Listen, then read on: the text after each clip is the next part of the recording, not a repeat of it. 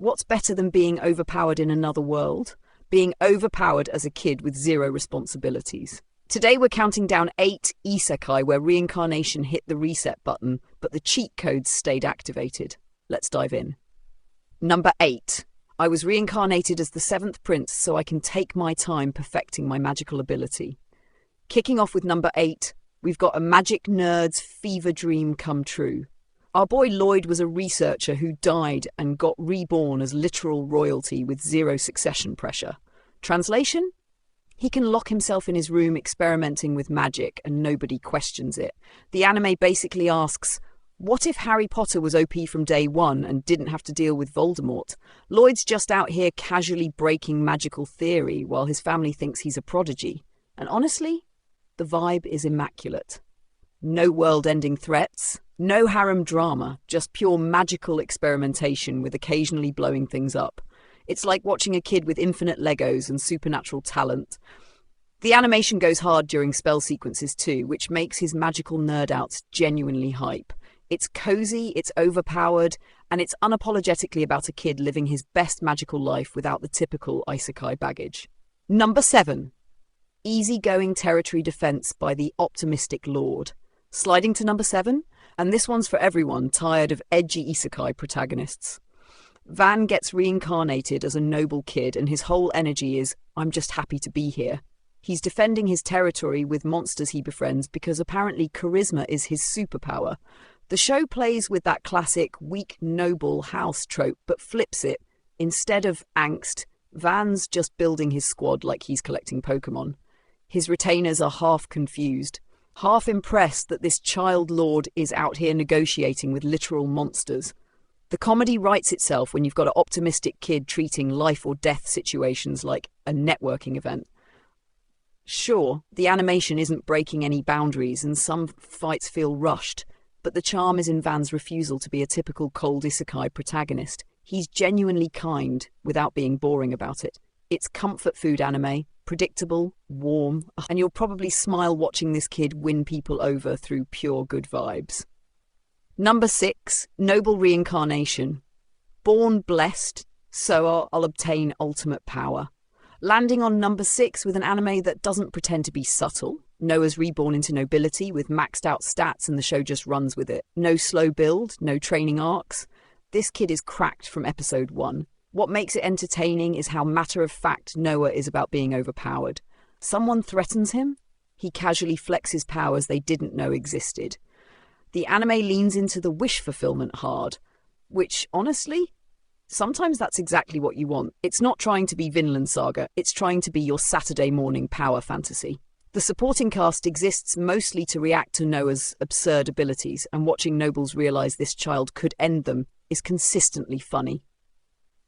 Yeah, the plot's predictable and the stakes feel non-existent when your protagonist could sneeze and solve problems, but that's kind of the point. It's junk food anime done competently. You know exactly what you're getting and it delivers without pretension. Number 5, the exiled heavy knight knows how to game the system. Looking at number 5, where we get an isekai protagonist who actually remembers the meta. Elmer gets betrayed, reincarnates as a kid, and immediately starts min-maxing his second life like he's speedrunning Revenge. The man literally treats his reincarnation like a new game plus mode. What's refreshing is watching someone actually learn from their first life instead of making the same mistakes. Elmer's not interested in forgiveness or redemption arcs for his betrayers. He's out here playing 4D chess while they're still learning checkers. The gaming the system aspect isn't just the title. Homeboy is exploiting every loophole in magic, politics, and social structure. It scratches that strategic itch without getting bogged down in endless explanations. The pacing stays tight because Elmer doesn't waste time on things that don't serve his goals. Some might call him ruthless. I call him efficient. The animation's serviceable, and while it won't blow your mind visually, the satisfaction of watching calculated plans unfold keeps you locked in. Number 4.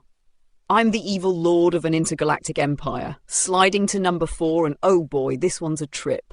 Liam reincarnates determined to be a villain because he thinks being good is what screwed him over. Plot twist, his evil acts keep accidentally making things better. He's out here trying to be a tyrant, but ends up beloved because his version of evil is basically competent leadership. The comedy is watching Liam internally monologue about his wicked plans while everyone else sees a benevolent lord. It's like watching someone fail upwards into being a hero. The sci-fi setting adds flavour. Not many isekai go full space opera. The supporting cast plays along perfectly, misinterpreting every evil order as genius strategy. Where it stumbles is when the show can't decide if it wants to be comedy or serious empire-building drama. The tonal shifts can give you whiplash, but when it commits to the bit of a wannabe villain accidentally creating utopia, it's genuinely hilarious. Plus, watching Liam's internal crisis as he becomes what he swore to destroy, a good person, never gets old. Number 3, Magic Maker, How to Make Magic in Another World. Landing on number 3, and this is where things get spicy.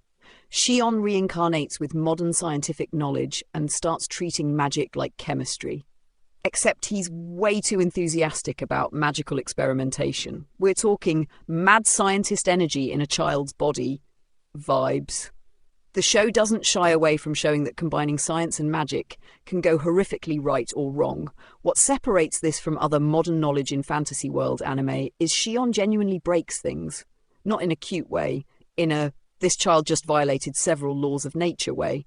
His mentors swing between pride and horror watching him work. The magic system feels fresh because it's treated as something to be understood and exploited, not just inherited. Animation quality varies, but the creative spell designs carry it. Fair warning, the tone can get surprisingly dark when Shion's experiments have consequences. But trust me, number 2, the power fantasy goes absolutely different. Looking at number 2, and we're hitting different with this one.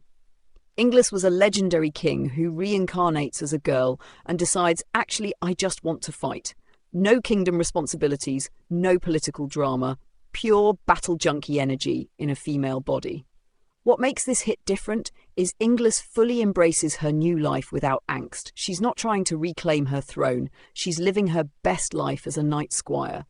The gender swap isn't treated as a gimmick or problem. It's just her new reality and she's thriving. Combat animation goes hard because the staff clearly understood the assignment. Watching someone with a king's experience in a young body dismantle opponents who underestimate her? Chefs, it's incredibly satisfying. Inglis's pure love for combat without typical protagonist baggage makes her magnetic. Kicking it to number 1, and we're going dark. Koenzel reincarnates as a child after being betrayed and murdered by his own comrades who then became celebrated heroes. This isn't your typical revenge isekai. Ubel Blatt is brutal, morally complex, and doesn't pull punches. Koenzel isn't just overpowered, he's traumatized, calculating, and willing to get his hands dirty. The heroes who betrayed him built their legends on lies, and watching him systematically dismantle their false narratives is gripping. What elevates this is the moral ambiguity. Koenzel does questionable things, and the anime doesn't hand-wave it with, but he's the protagonist. The art style and animation carry that dark fantasy aesthetic perfectly. And there's your countdown of isekai where being reincarnated as a kid came with god-tier benefits. From magical researchers to revenge-driven warriors, these protagonists prove age is just a number when you're overpowered. Which one's your favourite? Any we missed? Drop your picks in the comments, smash that like button, and subscribe for more anime content. Later.